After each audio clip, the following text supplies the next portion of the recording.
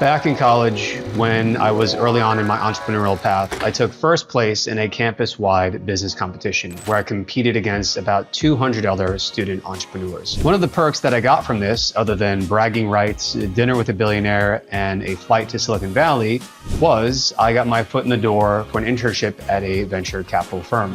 I wasn't doing much there after I got accepted as an intern for the summer. I was just kind of taking up space. But while I was there, I did happen to listen and make some keen observations that have served me well over time. One day, while I was working there in the summer, one of the partners at the firm, who had been an entrepreneur himself, he had a tech services business that he sold, he said something to me that I've never forgotten.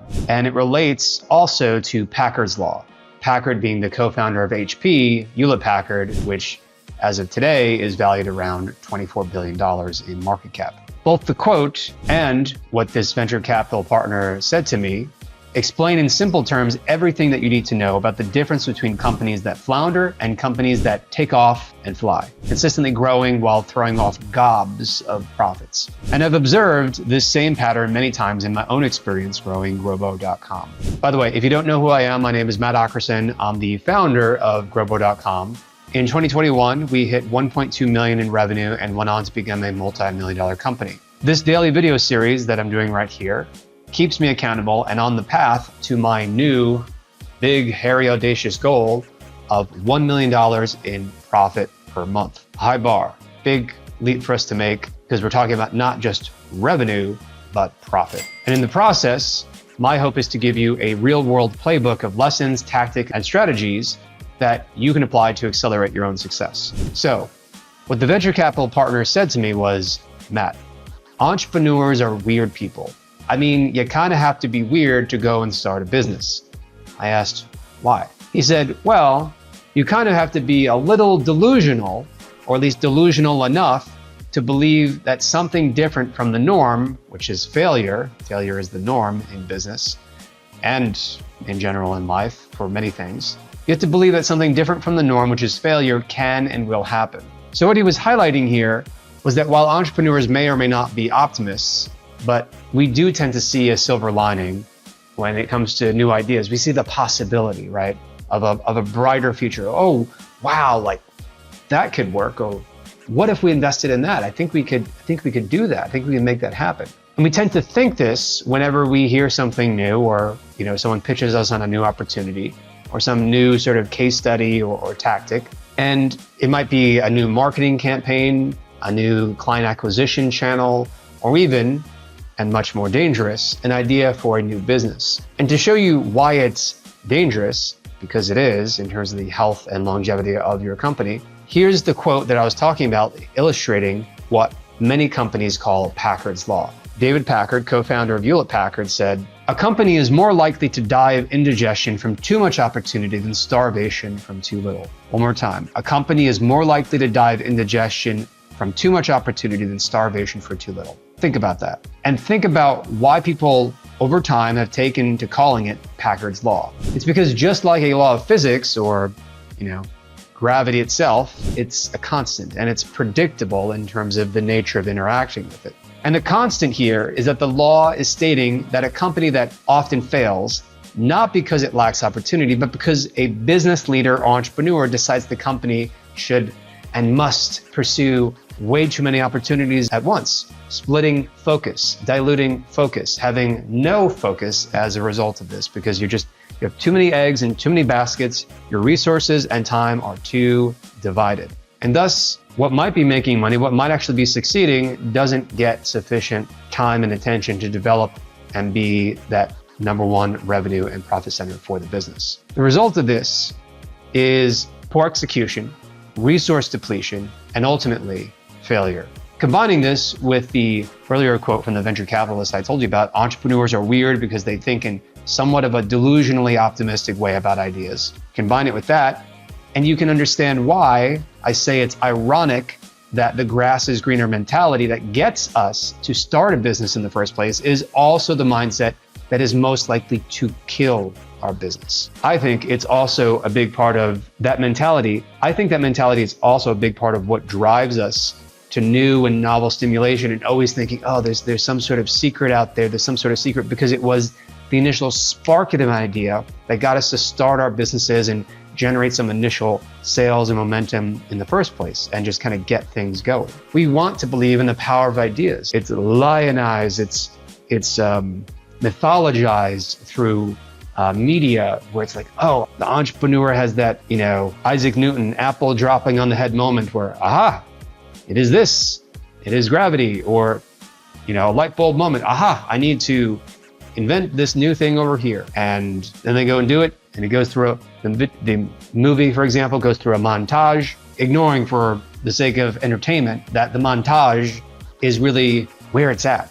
It wasn't the idea, which was 1% of the entire process, and the 99% were the years in between of that montage of going out and actually bringing it to market, selling it, marketing it, perfecting the way that the product or service is delivered, or the positioning of the brand. So other founders and business owners, when they're talking about this topic, they often label it shiny object syndrome, because we as entrepreneurs, business owners, we get FOMO, or just believe in how big an idea can possibly be. We think we can do it all, and don't realize that by saying yes, we're also saying no to our main business, which is often the one that's working and making money. What the grass is greener mindset fails to realize is that, yeah, the grass might be greener on the other side, but it's fertilized underneath with 3 feet deep of shit.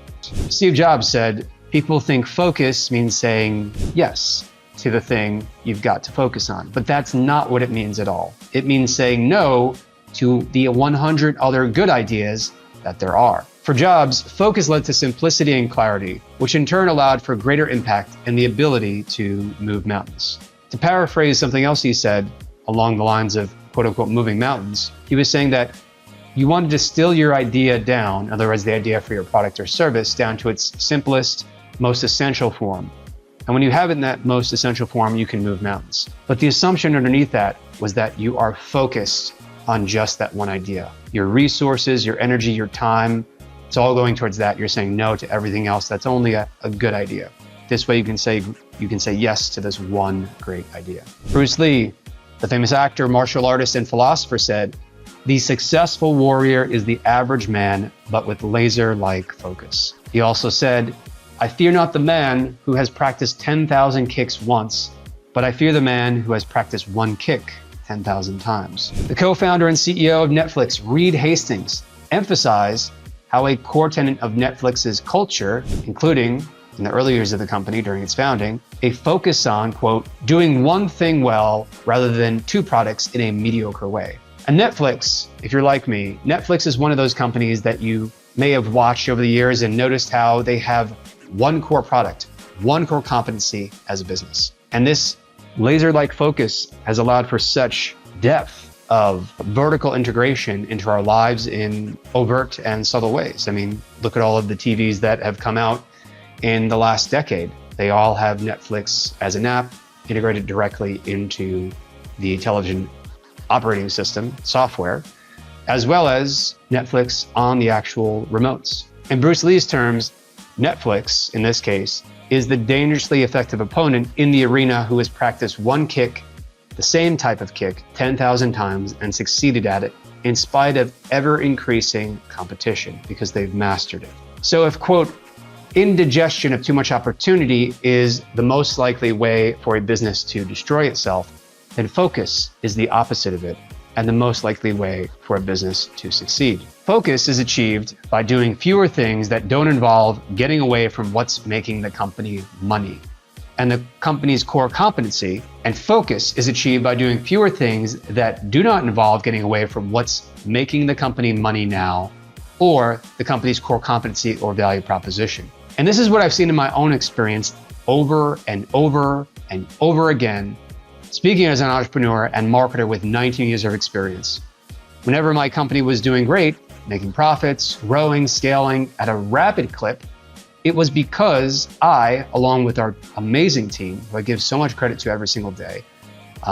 Early on, it was more so kind of me as a solo founder, but I'm so grateful for our team. It does an amazing job. But it was I, along with our amazing team, when we were focused on the one main core business and revenue channel, and and when we said no to other ideas, that's when we were doing our best. That's when we grew in 2020, summer 2020 to the first quarter of 21.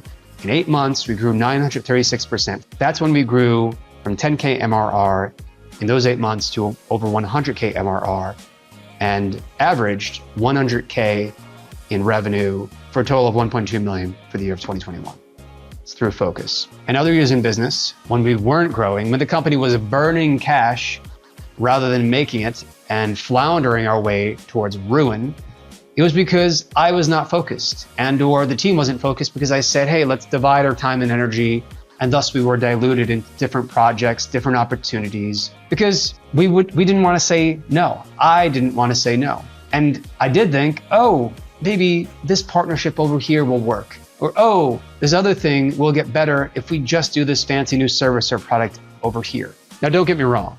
There are times in a business's life, especially early on, where you might need to pivot and shift and try a new offer or potentially a whole new product or market. But after a certain point, once you see something is working and aligned with the type of company that you want to build, with what you envision the company becoming, and that economic engine, that channel, that product that is working, it is your responsibility whether or not you double down on it, which is just another way of saying it's up to you to decide to focus on it and stop investing in new or other sexy ideas or thinking, hey, I just need some sort of silver bullet over here that I know is gonna grow us so much faster, when oftentimes the answer is somewhere, if not in your face, buried right in front of you. To this point, as Bruce Lee also said, it is not the daily increase, but the daily decrease. Hack away at the unessential. You may think you're focused now, but how much more effective can you be if you choose to say no? No to certain tasks or obligations in your day-to-day work or even personal life now. How much more effective can you be? Think about it, meditate on it, but take action. Try it out. Just try it. Because most people who are on YouTube and social media, scrolling, watching a mindless stream of videos are not going to take action. But you have an opportunity to grow your business faster than anyone else with this simple strategy. And it's as simple as saying no. Now, one thing I hope you will say yes to is to taking a moment to liking this video, leaving a comment, and subscribing to the channel. If you found this valuable, I hope you'll also consider sharing the video right now, it takes just a second, with someone who you think will also benefit from it. And by the way, if you're looking for another way to scale your business faster than would otherwise be possible, one of the most effective ways is to have a team of marketing specialists who you can delegate all of your tasks and projects to. And that's what Grobo gives you. With Grobo, you can delegate unlimited marketing tasks to a complete marketing fulfillment team with 13 skill sets, including copy, content, web design, graphic design, ads management, video, and more. So whether you're an agency, a SaaS business, or a professional service, Grobo will help you accelerate your marketing success by delegating all of your marketing tasks and projects without the headaches of hiring. You pay a flat monthly fee for a fraction of the cost, no long-term contracts. Plus, it's easy, fast, and affordable, and we guarantee you will love it with a 2-week trial period. Check it out at grobo.com if you'd like to learn more, and I will see you soon in the next video. Keep growing, stay focused.